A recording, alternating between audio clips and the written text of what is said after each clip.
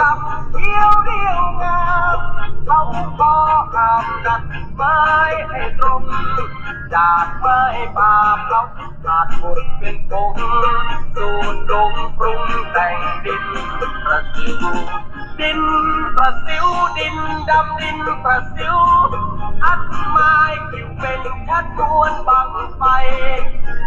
ตาเมื่อเสือสิงหินตายวัดรวมใจประชาชนรวมบุญ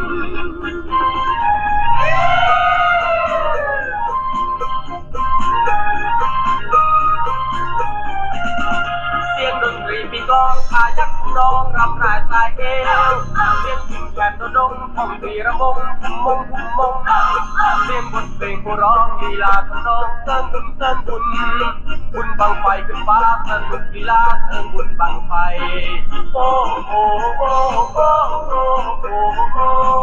โอ้โอ้โอ้โอ้อันนี้ก็คือบรรดากองซี่เอาหางเครื่องบักไฟขาดบ่ได้เด้อไอ้นางรำนางฝนเนาะเป็นสีสันของงานบุญบักไฟบ้านเฮางานบุญบักไฟเมืองเฟื่องแข็งเวียงจันทน์เนาะอยู่บ่ไกลจากนครหลวงหลายบรรยากาศนี่โอ้โหดสุดเลยเนาะท้องฟ้าปลอดโปร่งมีภูเขาอ้อมหอบฟ้าใสจังปางแดดกำลังออกวิวกำลังงามเนาะช่วงนี้แสงโอเคเด้อพี่น้องเอ้ยจัดหนักจัดเต็มรถบุญบักไฟเมืองเฟื่องปีนี้นี่ฝนงามๆเนาะ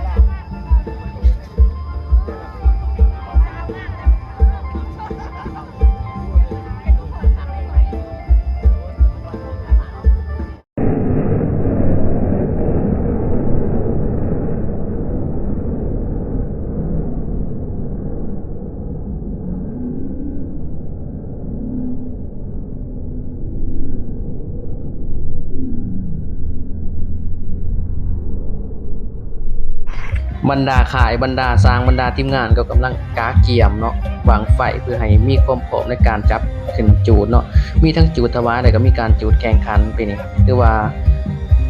จูดขอฟ้าขอฝนก่อนลงหน้าเนาะตามความเชื่อของบ้านเฮาและประเพณีที่เฮ็ดกันมายาวนานเนาะ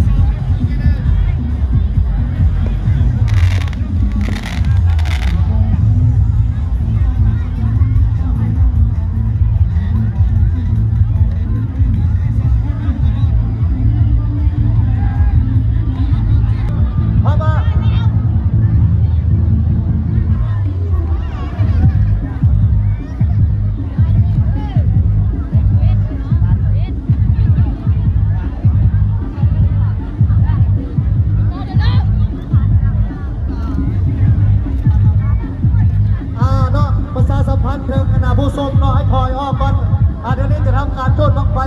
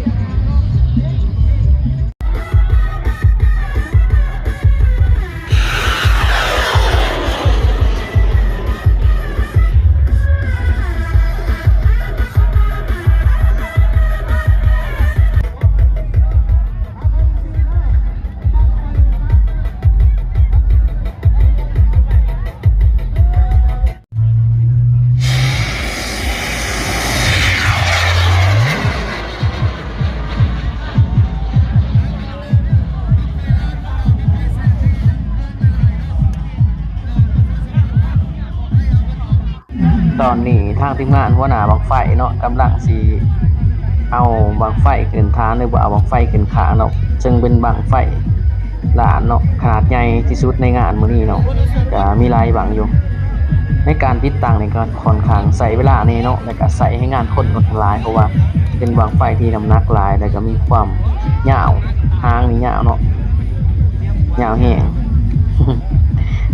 อากาศก็ปลอดโปร่งพี่น้องทุกอย่างก็ร่มรื่นไปด้วยดีเนาะมีฝนมีหยังเฮ็ดให้ชุ่มชื่นขนาดม่วนซื่นพี่น้องเฮาการเฉลิมฉลองบุญรวมกันนี่ถือว่าเป็นสิ่งที่สุดยอดดีเด้อหาแนวเปรียบบ่ได้ม่วนซื่นก่อนสิลงไห้ลงหน้าเนาะสามัคคีสร้างสรรค์บรรดาพี่น้องภายในเมืองเฟื่องแข้งเวียงจันทน์เพิ่นข้าพเจ้าก็เป็นแขกมาเยือนก็ตื่นตันใจเนาะมีความสุขหลายที่ได้เห็นภาพบรรยากาศสวยสดงดงามเต็มไปด้วยความสามัคคีระหว่างทีมงานบางไฟทีมงานหางเครื่องทีมงานนางเต้นและก็บรรดาเจ้าหน้าที่เนาะผู้รับผิดชอบผู้มาดูแลการจัดงานต่างๆเนาะอย่างนี้โอ้ถือว่าราบรื่นได้เนาะวิวนี่ก็หาแนวเปรียบบ่ได้เลยเนาะวิวทางภูเขาจุดโอ้ยสวยๆงามท้องฟ้าแจ่มใส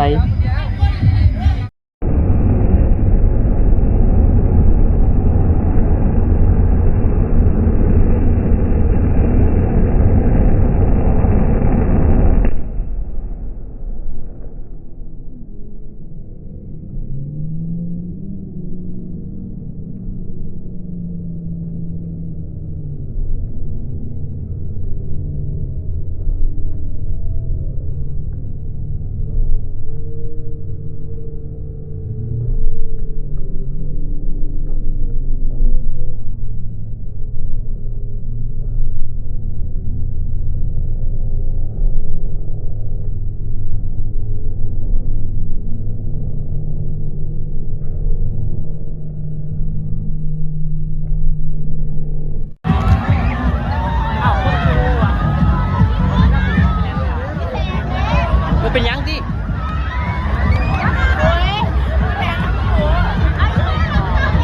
เอาลงกี่ต้มได้น่ะ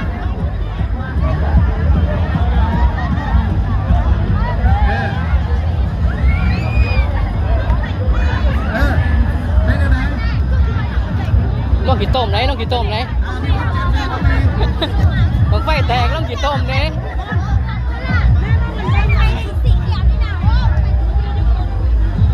ไฟโมเป็นของไฟเฮาดิขายเขาเหรอ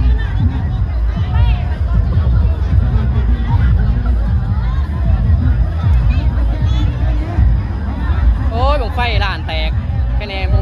เป็นยัง